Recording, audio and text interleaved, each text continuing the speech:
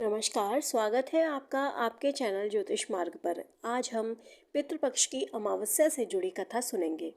पुराने समय में अग्निश्वाद और महिषपद नाम के पितृदेव थे।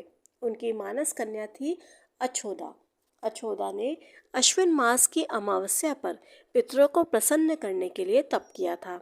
तपस्या से प्रसन्न होकर सभी पितृदेव अछोदा के सामने प्रकट हुए। उस समय अछोदा का पूरा ध्यान एक तपस्वी पितृ अमावसु की ओर ही था। वह उन्हें आपलक निहारती रही। उसने अमावसु से कहा कि वरदान में आप मुझे स्वीकारें, मैं आपके संग रहना चाहती हूँ। अछोदा की ये बात सुनकर सभी पितृदेव क्रोधित हो गए और उन्होंने उसे श्राप दिया कि वह पितृलोक से पृथ्वीलोक जाएगी। यह सुनकर अछोदा को अपनी गलती का एहसास हुआ और वह क्षमा याचना करने लगी। तब पितरों ने दया करके उससे कहा कि वह मत्स्य कन्या के रूप में जन्म लेगी।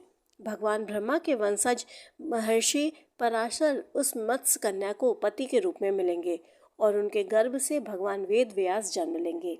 इसके बाद फिर श्राप मुक्त होकर वह फिर से पितृलोक में वापस आ जाएगी। सभी पितरों ने अमावसु की प्रशंसा की और कहा कि आपने सौंदर्य और स्त्री के आगे अपने मन को भटकने नहीं दिया और आपने संयम और नियम पर आप टिके रहे।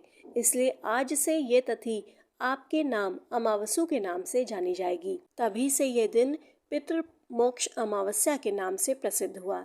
इसे सर्व पितृ मोक्ष अमावस्या भी कहते हैं। इस दिन पितृपक्ष समाप्त हो जाते हैं।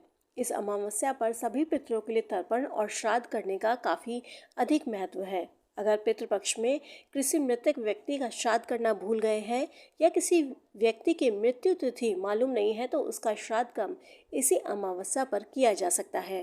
धन्यवाद। कहानी अच्छी लगी हो तो लाइक और सब्सक्राइब ज़रूर करिएगा।